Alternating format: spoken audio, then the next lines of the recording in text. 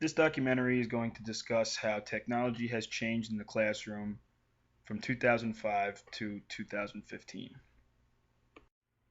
As you can see in the graph, internet users worldwide has increased drastically from 2005 to 2015. Because of the increase in internet users, teachers need to implement technology in the classroom in order for students to succeed in the 21st century world. Because of these new technology skills needed, national and state standards have changed and now require teachers to implement technology in the classroom. In 2007, the International Society for Technology and Education implemented standards for teachers and students that help guide the integration of technology in the classroom. These ISTE standards include creativity and innovation, communications and collaboration, research and information fluency, critical thinking, problem solving, and decision making, as well as digital citizenship and technology operations and concepts. Students need to be fluent in these standards. Integrating technology in the classroom is now not only required, but it also helps engage students in the lesson. Because students have access to technology like they never had before, and because of the need for these skills in the real world, implementing technology can actively engage students because it's like speaking their language. They understand it, they crave it, they need this technology in the classroom. Okay, we're here with Mike Hamilton. Mike, will you just introduce yourself to us? My name is Mike Hamilton. I am 28 years old. I am a teacher at Unichigo High School, which is right outside, it's right to the west of Oneonta, New York. I went to SUNY Oneonta from 2005, 2009 in my undergrad, and then I went there from 2010 to 2014 for my graduate. I got a graduate degree in the educational technology program. I work at I said I work at Unichigo High School. I do work at Unichigo High School. I've been working there this is my 7th year. I'm a high school math teacher. I teach Algebra 1 and Algebra 2 trigonometry. So it's safe to say you've been in the teaching profession for give or take 7 to 10 years. Yeah, I would say that, because I student taught. Student teaching, so it's like almost 10 years. Observations and stuff. Yeah. So yeah. All right, cool. Could you tell me the importance of technology in your classroom, a couple ways you use it, and why you think it's important to integrate it into mathematics? Well, a big thing that I use, one of the biggest things you use in your classroom for integrating technology is a graphic calculator. Use that every single day, actually. That's one big, and the graphic calculators from when I started to now have become a lot more advanced. Like the TI-83 is where we started out with. Now we have like the TI-84s, and they're just a lot different. They're a lot more user-friendly, and there are a lot more different functions the kids can use. But the kids use those every day a lot of stuff we do with like graphing functions and stuff like that, we use the graphic calculators. That's actually what I did my thesis on when I did this educational technology program. We also have like smart boards that we use, and every kid has every 9th grader I have, so I teach like 9th graders and 11th graders.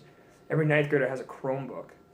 So they use that. We use Schoology, and we put their assignments online so they can look back at it and put notes online and put answers to tests online. So they all have an account. And they can look up, we'll like post like links to like Khan Academy and stuff like that on there. Are these TI-83 calculators, are these something kids will use in the real world in college, in engineering jobs, things like that? Yeah, if they go to college and they become they have math classes, which the Algebra 2 trigonometry I teach is pretty much a college math class. In fact, they can get college credit for it through Tompkins Cortland Community College. So yeah, they'll use that in college classroom. They'll use it in the real world too. If they do have an engineering job or something like that, you're going to need to use, you'll use a graphic calculator. So could you tell us, when you got to Unichigo, what kind of technology was available and how it's different today in 2015? What was available then, what's available now, and how has it helped you I guess, bridge the gap and teach mathematics? When I started at Unitigo in the fall of 2009, I didn't have a smartboard in my classroom or any of that stuff. I just had chalkboard and chalk. And now I have, they put in a smartboard like maybe the second year I was there, and we use that a bunch. Actually, that's not bad for, it's good because you can, instead of erasing the board and stuff when you're like doing a bunch of like example problems, you can actually go back the slides and stuff. And then every kid has a Chromebook now. That just happened this year. They got them in the fall, and that's good for. I mean, you can, So, along with the Chromebooks, we're gonna edit that out. does the school offer Wi-Fi throughout the entire school? Yes, this whole school is Wi-Fi. So the kids can access the internet at any time because anywhere. they have these Chromebooks. Yeah, anytime, anywhere. Mike, can you tell me, in regards to technology, how Common Core and ISTE standards have changed since you started teaching to now? When I started teaching, we didn't have the Common Core standards. That's only been implemented in 2012, 2013. So with the Common Core standards and the ISTE standards, there's a lot more emphasis on integrating technology into your curriculum. And all these students are 21st century learners, and they all have cell phones, and they all like to use technology. It's important to integrate it into our curriculum because they're going to have to be able to understand how to use these devices when they're out of high school. And not just like, I'm not just saying they need to specifically know how to use like a Chromebook or a graph calculator or an iPad. They have to know how to use technology so they can adapt to the newer, cooler technologies that are going to happen in the future. So basically what you're saying is the emphasis on technology for administrators and state levels is greater than it was 10 years ago, which makes sense because they have more technologies. So if you could just real quick sum it up, tell me why it's important to integrate technology in the classroom. Well, I think the technology really does help with, in math, and like let's just go with math because that's what I teach. Like using those graphic calculators, even when we were in high school and I graduated in 2005, we used graphic calculators, but not as much. Especially when I was in like 10th grade, it was 2003, 9th grade.